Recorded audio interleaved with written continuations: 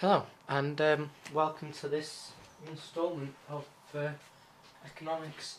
Now, this may be the first economics video you've seen, because it's the first one I'm going to try and upload. Today we're going to be having a lot of fun. We threw ourselves at the deep end here. We're going to talk about inflation. Now, the first thing, obviously, if you've I'm going to try and explain this to you as if you don't know anything about inflation, but I'm assuming you know a little bit. Now, what is inflation? Well, on an aggregate demand diagram, an increase, we looked at, well, we are going to look at how that we can show an increase in price, and that would represent inflation. So, as we've just said then, basically, inflation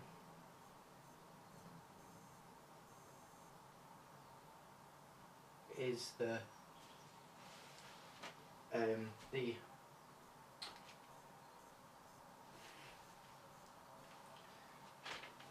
sustained. Sorry, it's because I was looking for the word, and the word is sustained. Now, you have to have that word in your exam answer if it asks you about inflation. Otherwise, you lose a mark immediately. So you're gonna lose a mark. So, sustained. I'm going to underline that just so you know what word it is. So, inflation is a sustained rise in the... I'm going to put the average price level.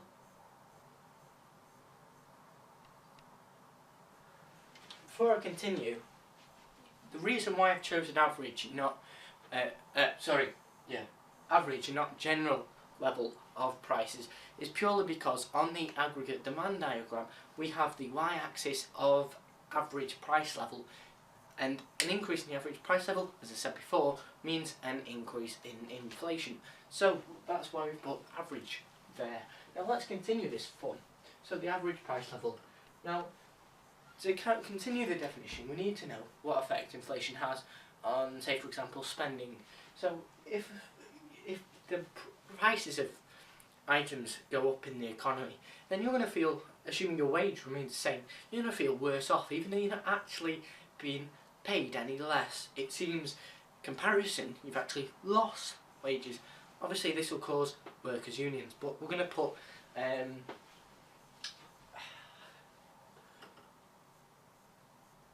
the increase in inflation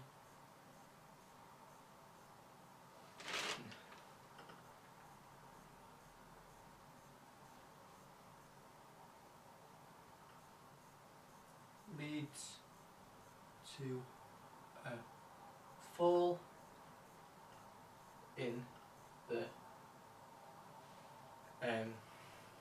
value of money.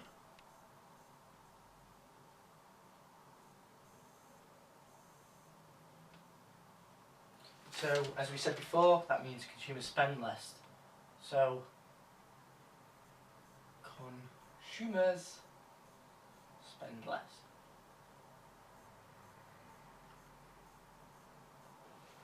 Hopefully you've got that down. I'll just give you a minute to get that down. Right, now, the main way we hopefully you've got that down, so I can walk back in front. Now, the main way we measure inflation is something called Consumer Price Index. Now, you may be asking, well, what is Consumer Price Index? Now, Consumer Price Index is the way we measure inflation. So, let's put that down. It's an iPhone just stood on. Yeah. Yeah. Sorry. Yeah. CPI. I just put it down for you. Consumer Price Index.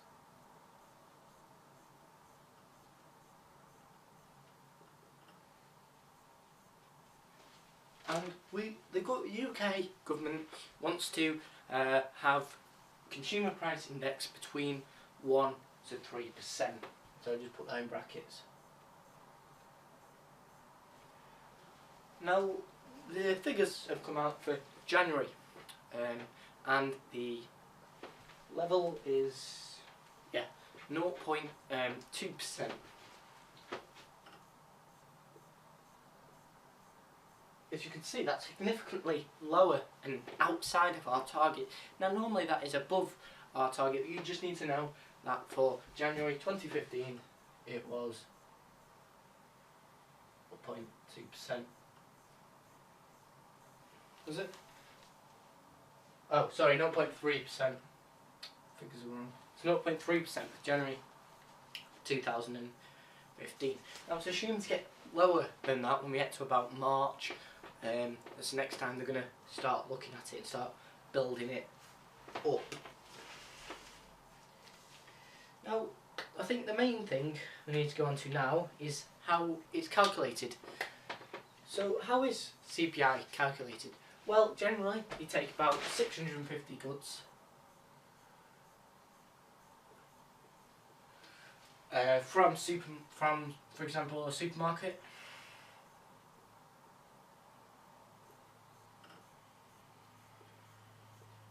Now, you don't just walk down to Tesco and go, yeah, we'll have that one, and we want that one as well. But not that one, we don't want that one, we want this one, we want that one. You don't just go to Tesco and say we want that one, and that one. You're not just selected from supermarkets, they are selected from a variety of places. I just gave supermarkets as an example we have there. So once you've got these goods, what do? Well, they work out the average price level and the average percentage change in price. So when we say average price level and average change in price, what do we mean? Well, they take the percentage price, the change in price of all of them, and take an average. Yeah, so they add all of them up and divide by how many are. It's quite simple maths, but it's just taking an average of the change in price and the average original price level. So I just put that down. So you take average, price, and percentage change price.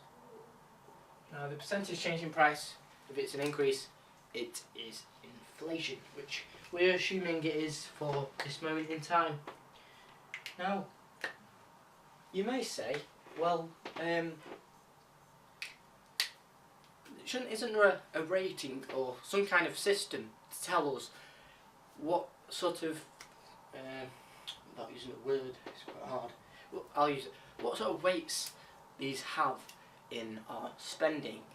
Because, for example, if you can spend on a car, that's quite big spending, so you're not going to spend that much of it. However, spending on a block of cheese, for example, may not be your cup of tea, because it doesn't go in a cup of tea, because you'd be stupid, foolish, and even foolisher to try and put a block of cheese in a cup of tea. Try me, trust me, I've certainly not done that. Okay, so this tells us that the CPI must have some kind of weight, which is exactly what it is. It has a weight index.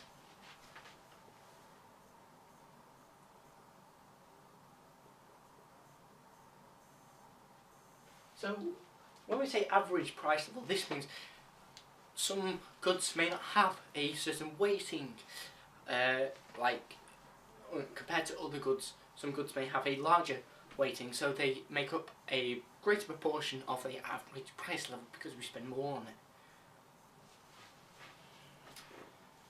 Hopefully you've got that. I don't need to write that down because we need to get through a lot here, and I'm just trying to write the basics, so if you need to, you can just go back to it.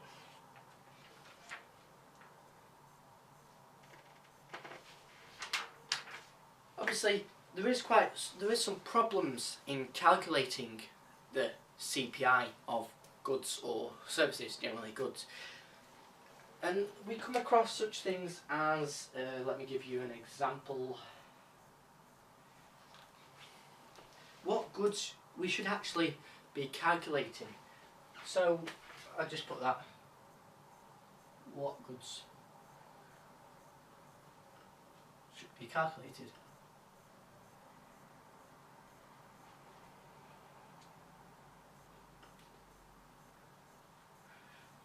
as I said before, we can't just go down to Tesco and go, we want that one, that one, that one.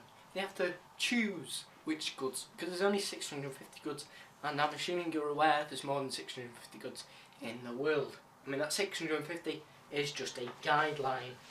So they have to choose what kind of goods they want in the calculation of the CPI, because obviously it would make a difference. Ones the goods are weighted differently. New products, so I just put new products question mark.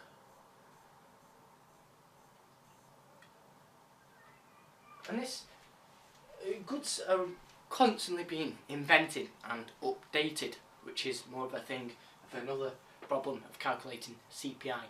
But new products take a while to come into the market, and they take a while to have a sufficient weighting in the CPI that they represent. For example, it might take someone a while to save for an iPad or it to come out, for example. So,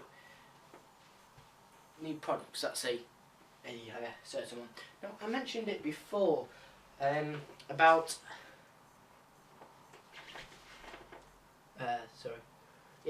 so about products being updated. Now, what I actually meant by that is the specifications on them being improved. For example, if you've got a car, you're not going to want a radio on it for the next 7 years. You're going to want laser tracking systems, so the person that overtook you and cut in front of you, you can send a little drone to their house and you can spy inside their house. Obviously, no one would want to do that, but I'm just giving you an example of so basically adding features to it which increases the price, which doesn't mean that inflation has happened. It's simply you've added more features to it, so you're going to charge a higher price to cover maybe research and development costs. So we put features.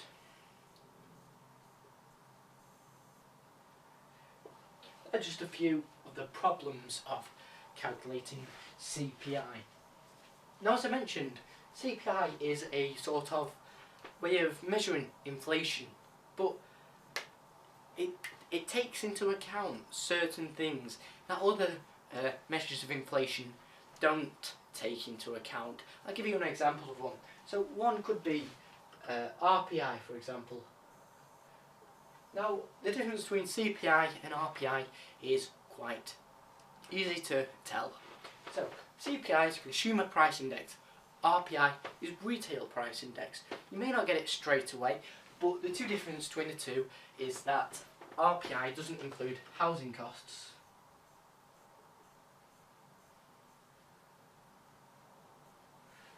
So housing costs are such as buying, so keeping up to date with your house costs.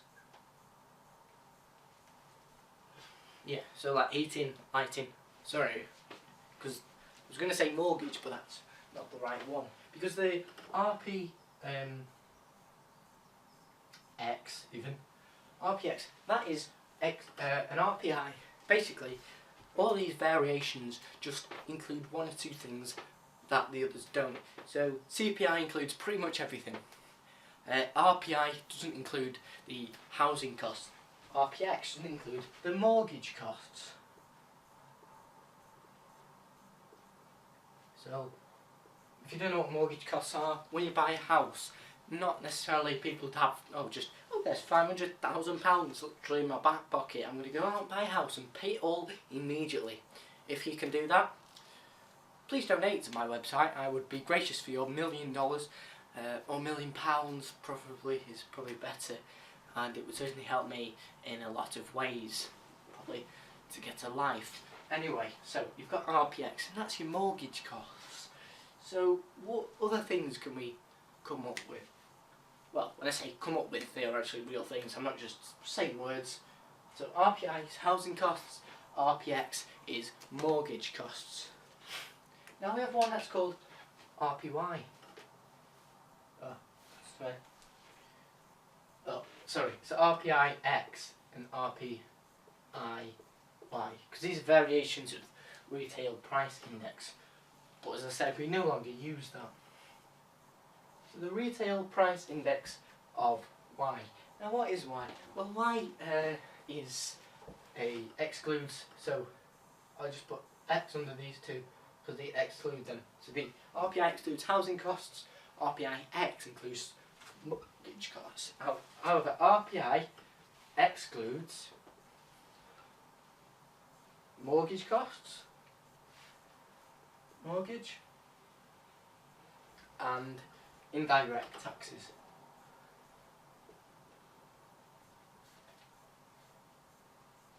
Now, I will talk about this more when I do F581 cover videos, but indirect taxes are taxes such as corporation tax, whereas direct taxes are taxes that you and I would pay, such as VAT, value added tax. So, to go over it again, four measures of ways of measuring rate of inflation. You've got your consumer price index at the top, and that is between 1 and 3%. You've got your RPI, which excludes housing costs. You've got your RPI-X, which excludes your mortgage costs, and you've got your RPI-Y, which excludes your mortgage costs and your direct taxes, which I said is an example of a corporation tax. That's the indirect taxes for you. So we have to ask ourselves, well, what actually causes inflation? Now, the first one I'm going to talk about today is something called demand pull inflation. I'm just going to write that down on the side here. Demand pull. You go, I just put I for inflation. Well, what is demand pull inflation? When you don't have demand figure just pulling some inflation out of the ground, you're going, inflation, I'm going to put you up higher. He doesn't do that. So much of your disappointments out there, I can hear the sighs of the crying children thousands of miles away. So, demand pull inflation, what is it? Well, the key is the word demand. So, demand is sort of spending in the economy, when that's not the proper definition of it, but I'm just trying to introduce you to the theory of it. So, demand pull inflation. Now, as I said, it's about demand. So, is excess spending in the economy? You say, well, how does this cause inflation? Let's put excess spending. So if more people are spending, firms think, yeah, we'll put the prices up of our goods because people can spend more. And this carries on and convenes itself in other forms, and that causes excess. The prices to rise, which causes, obviously, as I said, inflation or inflationary pressure. Now, what causes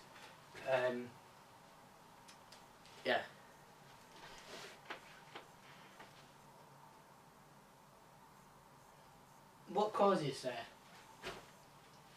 demand pull inflation? I mean, we said excess spending, but that is just what happens. Like, what is demand pull inflation? How does it work? What does actually cause demand pull inflation is quite different.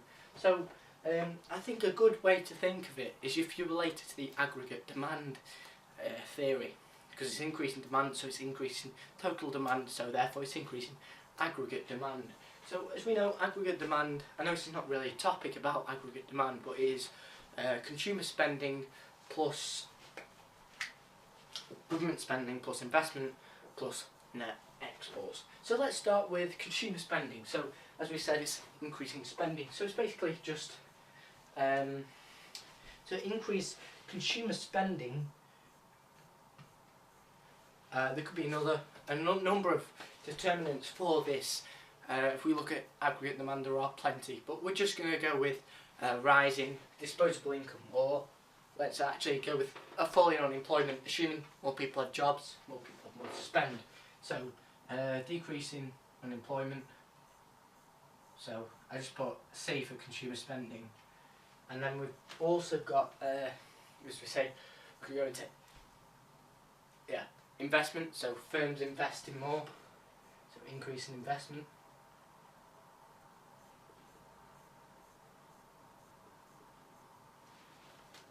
Increase in government spending.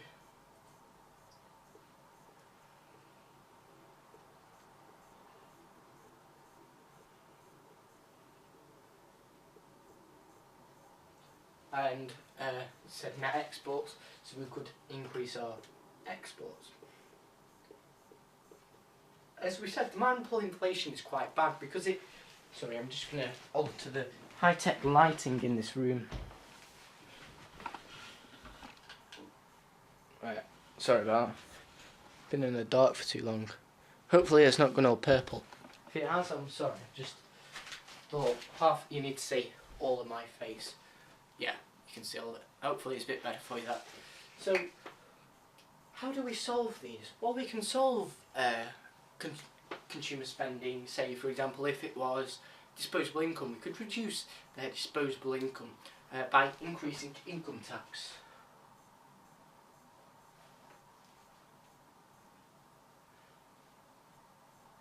How do we reduce investment? Well, one of the things of investment is interest rates. Companies will invest more if the interest rate is lower, because that means the return on profit for an investment is much greater. So the risks are much lower, the profit gap is much higher. So we could increase interest rates to reduce the level of investment.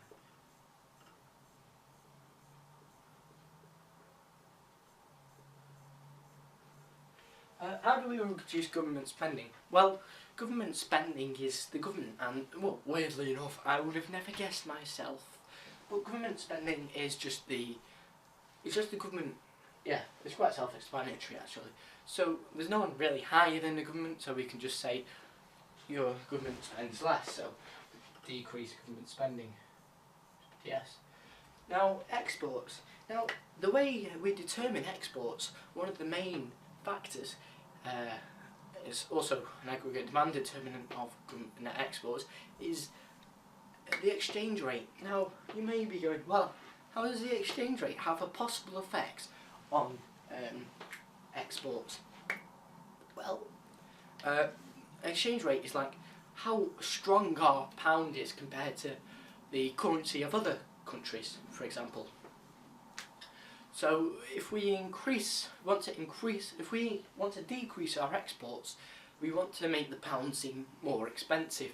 So other countries have to spend more of their currency to get our goods or services which may have stayed at the same price. So basically, if we increase the value of our pound, we need to increase the exchange rate.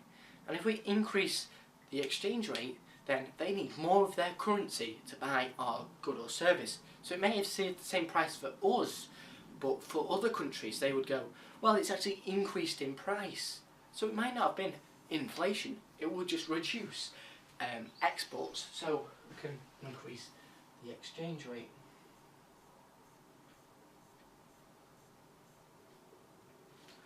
So that's demand pull inflation there. Now another cause of inflation could be costs of production. Oh, so I just put costs. So, what causes an increase in costs? Well, that's what we're going to go over now. So, costs are anything that you and I might interpret as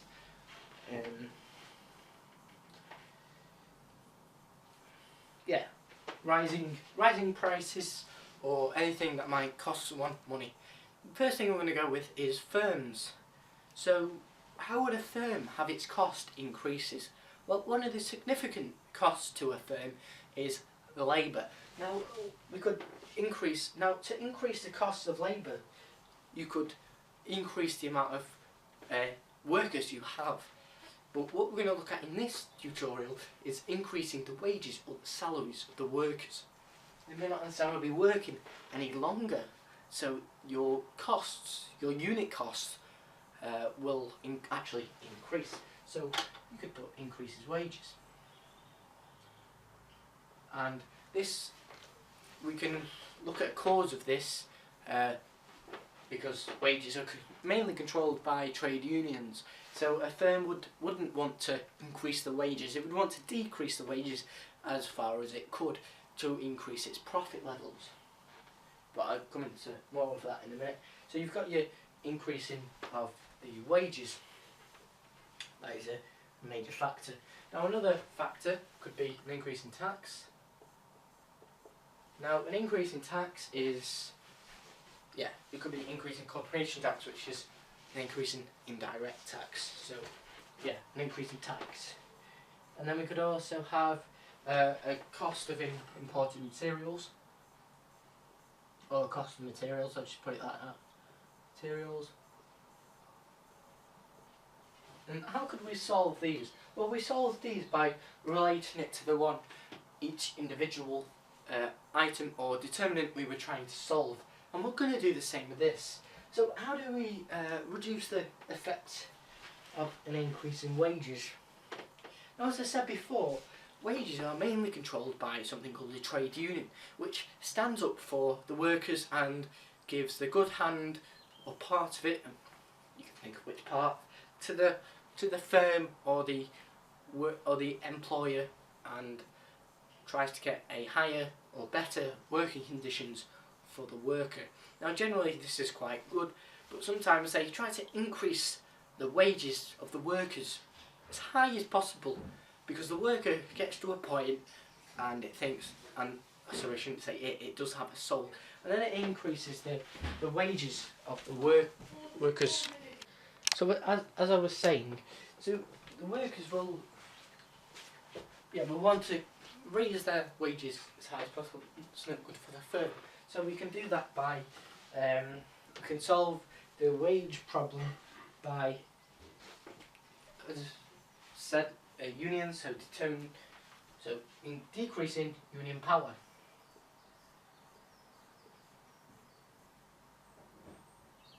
And taxes, this is one of my taxes.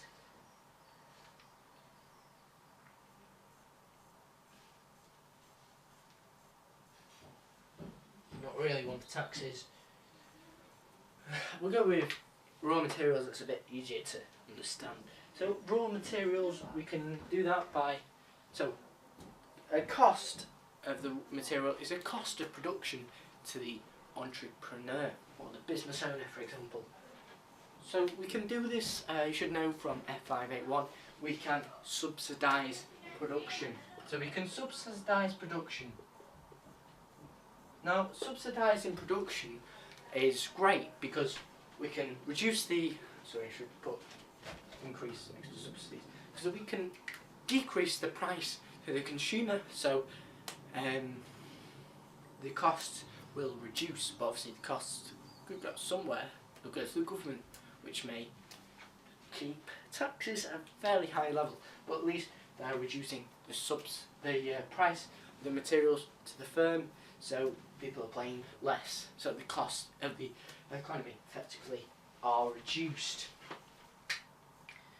So another one of cause of inflation is actually the most unthought of. It's called not explanations, expectations.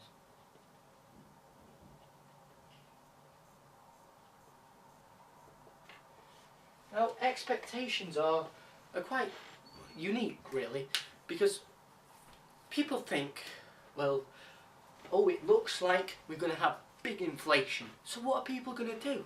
Well, you're not going to wait until there's inflation, because inflation means rising prices. So that means you're going to have to buy at higher prices in the future. So people get really scared, there's talks of inflation, so people go out and buy a big bulk, big amount of stuff, so it's at low prices now, so it's in the future, it'll be high, and they will have saved a lot of money.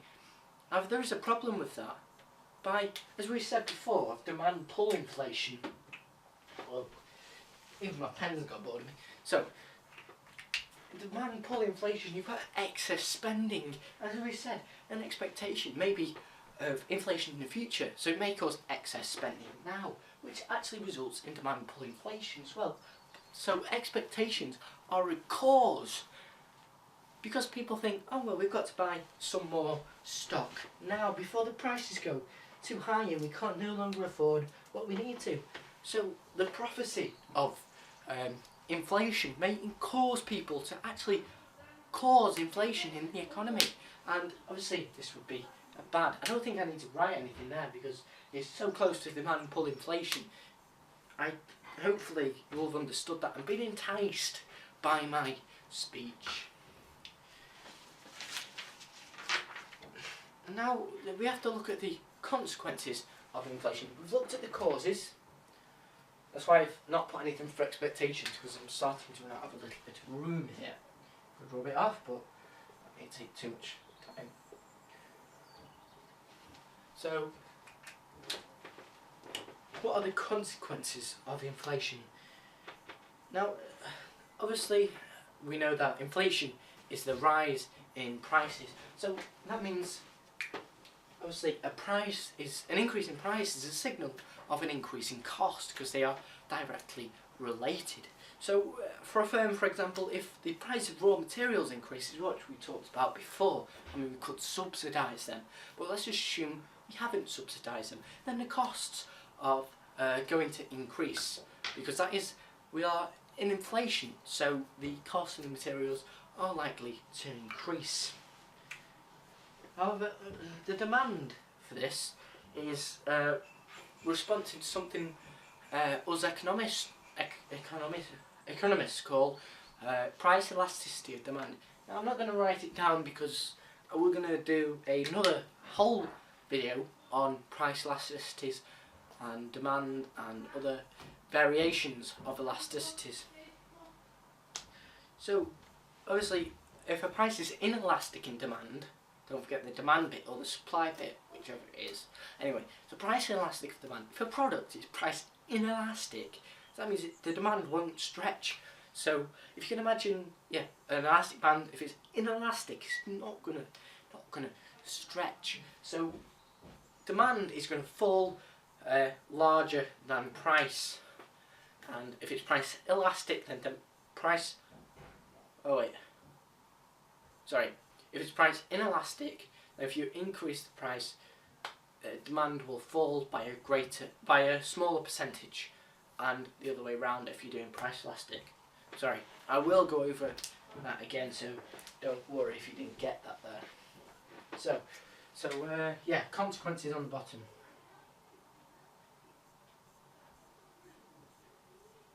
So, as I said, a consequence could be increasing costs, for example. So I just put increased costs. And another cause could be, a consequence even, could be something called shoe leather costs. Now, we don't just think, oh well, a shoe made of leather, that's going to increase in costs. It's actually much more complicated than that, because this is economics. So it's going to be a bit more up to date than that. Now, when inflation occurs, we've got increased costs in the economy. So people aren't going to want to spend as much when inflation occurs. So instead of spending, what they're going to do is because if they just leave their money lying around the house, as you do, you walk into a house and you think, wow, they're sleeping in a bed of cash, dollars and zing-babby-dum-bum. You think they're pretty good. But they won't be that intelligent in the midst of inflation. Because inflation, we assume that the price of money, prices increase, so the value of money decreases, as we said at the start of the video. So if the value of money is decreasing, your £100 that you might be able to get a PlayStation game and a controller may not get you the PlayStation game and the controller. It may only get you the controller in a year's time, for example. I mean, that is a bit extreme, but I was just giving an example to make extreme so you can understand. So, as I said, people don't want to spend money. They want to save money in a bank. Now, you get interest rates aren't just the cost of borrowing money. When you put money in a bank, for example, from a household, you actually get money back from the bank as interest. So the interest rates obviously increase the value of money, or the money in your account. So if money is decreasing outside of the bank in the economy, then you're going to want to put it in the bank where you get some money for it. So this will obviously increase saving, but you're not going to save it in any old bank. You're going to save it in the best bank that gives you the most amount of interest on your current account. So you're going to want to look around and find the best deal that you can find. So that's where we get the shoe leather cost, because you're going to be walking around, the cost of your shoes are going to increase because you can be buying more, so you're looking for the best deal. So I'm not necessarily going to call it shoe leather cost, I'm just going to call it searching for the best deal, go compare.com. So I just put searching for the best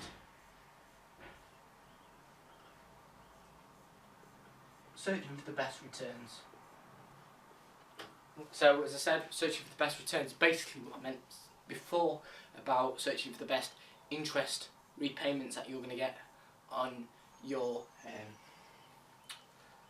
sort of investment, putting money in the bank, so to speak. And another consequence could be menu costs. Now, as I said, increasing the inflation increases the level of prices in the economy. So if they're increasing prices, then firms are going to have to react. They're going to have to up their prices. And now you can't just say, oh yeah, we've upped our prices to £5. Someone comes to you and goes, well, it was £4 the other week. How am I supposed to know? So I should get that product for £4. Now, to avoid this, firms go to extreme lengths in distributing their new prices, changing the prices of their advertising. They've got to overhaul all their directories, such as their catalogues, and they're going to send them out to customers, and that's going to be quite a significant delivery. Maybe not so much in creating the new price and deciding what it should be, but actually telling consumers, you and I, what it is, what we're going to have to pay, to avoid them having to give it away at the lower price and lose money because inflation, and they're getting less, essentially, because they want to up the prices. Otherwise their profit margins will decrease because their costs have increased due to inflation. So we assume that the price of the goods have also increased. So to do this, they need to tell the customers the new price, which is what I've just said. So if they want to do that, it's going to be a significant cost, and we're just going to call this menu costs.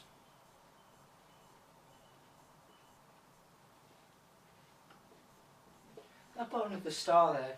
That means we've got another factor. So another consequence. As I said, inflation is the increase in prices. Now, the people who work for a firm, they get paid. Oh, no, never mind. They get paid in something called a wage or a salary. Now, if the prices of goods and services are increasing in the economy, if you've got the same wage, you're going to be able to buy less because it's going to take up more of your income for other goods that have increased in price. So you're going to go to your consumer, your employer, and want to increase your wage, which is what we said about trade unions and decreasing the power of trade unions to decrease costs, which may avoid inflation. But we're assuming we're already in the midst of inflation, strong inflation, sorry, that is above 3%. So a consequence of inflation obviously would be wages changing. When I say wages changing, obviously the worker can't just say, I'll have another £5 in your back pocket, Mr. Employer. And he's trying to keep his costs down as well, because costs are rising. Not just generally because he's creating more costs for himself, but because of the rising prices of inputs, such as materials, etc. So, as we said before, they want to increase their wages. Now, why do they want to do that? As we said before, it's quite similar. So, we've got something, there's two types of income a consumer may have. They may have something called disposable income and discretionary income. Now, I'm just going to put a reduction in disposable.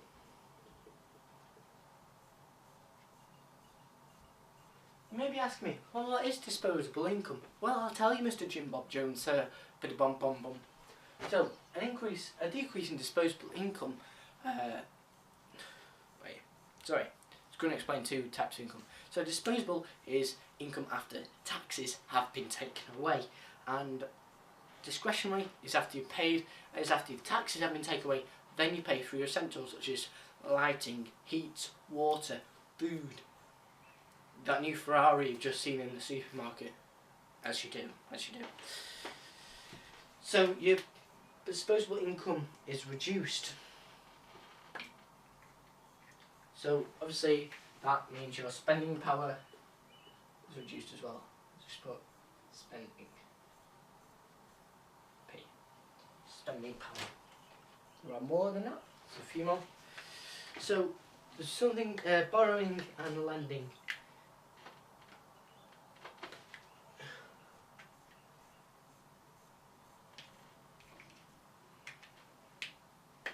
Yeah. Okay. So if we're not saving anything with in interest, which is highly unlikely, then people are gonna. Well, actually, no, I'll leave that one out because that might be a bit confusing since we've said searching for the best returns, so searching for the bank with the most interest. So we'll leave that borrowing and lending one out, I think. I don't think it's just there to confuse you. Okay, so this one is a bit more realistic. So IC is international competitiveness. Now international competitiveness is when you compare countries to each other and their prices, because countries buying, individuals in countries want the best quality, the best price, just the best overall package, depending what that package is, obviously. So you've got your international competitiveness. So as I said, we want the best overall package, whatever that may be. Yeah, so if inflation is increasing the prices in your country, then does it say? Sorry, I just thought if I'm going to go tread on my own toes here. No, I'm not. Yeah. So firms will want to move out of the country as well to avoid the inflation. So less will be being bought from our economy. So as our prices increase, our international competitiveness goes down, so our exports are likely to decrease and we're likely to import more stuff. So, but I'm not going to write that down, but that will just lead to us decreasing our net exports, as our exports take imports, and if our exports decrease and our imports increase, then we're going to have a situation where net exports decrease. So psychological costs. This is another one. Now this is not measurable in any way, but it's just how people feel. So if people are increasing their wages, that may not have the desired effect of making everyone feel absolutely normal again, purely because you're watching this video and you will never be normal after watching this. So your psychological costs. So it may have an effect on some people that they feel, well, the price of a cheeseburger, or let's take a Freddo for example. A couple of years ago you could get a Freddo for 5p, now they're almost 30p. That is an example of inflation.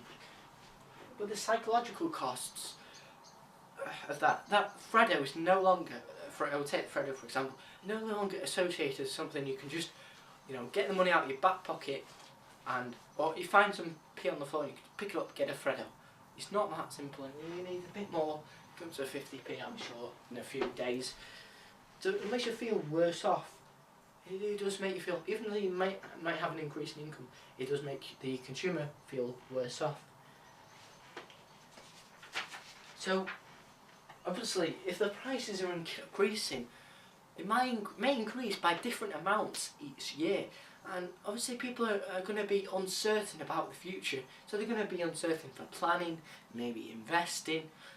It's going to be a difficult time for the economy to decide what to do next, if you'd like to think of it like that. So I'm going to put down,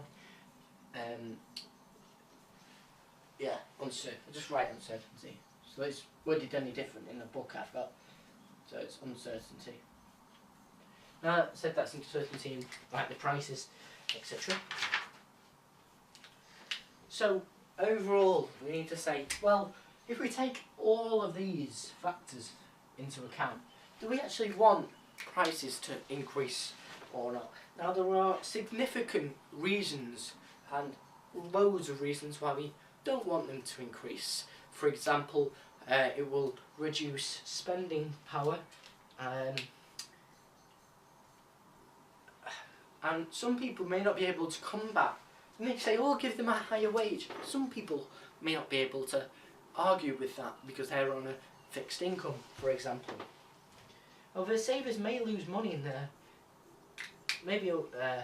Savers lose because money is losing value, so their future purchasing power is reduced, as it's better to buy something now. And as we said, it also reduces investment, discourages saving, so people on fixed incomes are not able to buy as many goods. Savers lose money because they can't afford as much in future as they can now, so it increases spending, reduces future investment, discourages saving, lower company profits. As I said, people feel worse off. Now, there's just a few of them. There are more, but in essence, you just need to know a few really well. Now, I will go over everything. It's like an overview at the end of this clip, and we've got a little bit more to go. However, borrowers more gain because they have use of money now, which is the opposite to savers, really. Low and managed inflation is a sign of growth. As GDP, people are able to afford more. You may not necessarily feel better off, but they are able to spend more. So that means income's increasing in the economy, and as we know, as incomes increase generally, the value of goods and services, as people spend more, firms think, yes, there's more demand, so we'll invest more. This means the economy grows, and it's all bonus, bonus, tick, tick. However, inflation gives the ability to workers real pay, and reduce unemployment. So if demand is falling, firms need to cut their costs rather than make workers redundant. Inflation enables firms to reduce their real wages, maybe decreasing them lower than inflation. So increasing them less than the rate of inflation. So they may still be increasing their wages, but they are not increasing them more than the rate of inflation. So the worker would feel, yes, we're getting a pay rise, but the company would actually be sat behind the desk with a stroking a little white cat and thinking, well, we're not actually paying them as much as we should be. As the certain individuals may not know enough about inflation, the rate of inflation and their wage, for example. So overall, what can we deduce from this, apart from me bending down? The effects, obviously, the main sentence you need in any of your economics theories is, it all depends on what all this is surrounded by, inflation. And as inflation causes all these problems and all these advantages and all these disadvantages. So it all depends on the magnitude of inflation. That is purely what it's all about, and it would relate to different case studies if you were doing an exam. I mean, you all carry these advantages and disadvantages, but the magnitude of the effects and causes and consequences are all dependent on the magnitude of inflation. So what we're going to do is we're just going to go over it once. So inflation is a sustained rise in the average price level. So consumers spend less. Consumer price index is the amount that a consumer CPI is the rate of inflation, and it is measured by the same 650 goods and taking the average price level change and the average original price. You've got a couple of other calculators of inflation. You've got RPI, which excludes housing costs. You've got RPI X, which excludes mortgage costs. You've got RPI Y, which excludes mortgage costs and direct taxes. And we've got something called demand push inflation, which is increased because there's an increase in purely aggregate demand it's not purely, it's just a way to think about it. of aggregate demand in the economy. So we are increasing our consumer spending, we're increasing our investments, we're increasing government spending, and we're increasing exports, so we're increasing net exports. And obviously that can be solved by increasing taxes, increasing interest rates to solve investment, decreasing government spending, and increasing exchange rates to make our products and exports seem more expensive to other countries. And then we've got costs, which are caused by increased wages, increased tax, increased cost of materials. We can solve the increased wages by reducing wage union power, as we said there. Raw materials, we can solve that by subsidising the production. Now there are consequences as well of inflation. So we've got an increase in costs, people have to search for the best returns, the cost of distributing a new prices even, wages being changed, psychological costs, people feel worse off even though they wouldn't be, and international competitiveness reducing. Now the one I pick out of all of them is probably international competitiveness, as you can relate it to the current time. And then you've just got rising prices. Are they good? Are they bad? So people feel worse off, savers lose money, discourages saving, lower company profits for expansion and potentially economic growth. So we could listen to another topic. Borrowers gain because you have use of money now. These are advantages obviously. Lower managed inflation could be a sign of economic growth. So I went through it really quickly at the end, but hopefully you've got a chance to take all that in. Well, it's been a pleasure teaching, and we'll see you in the next video.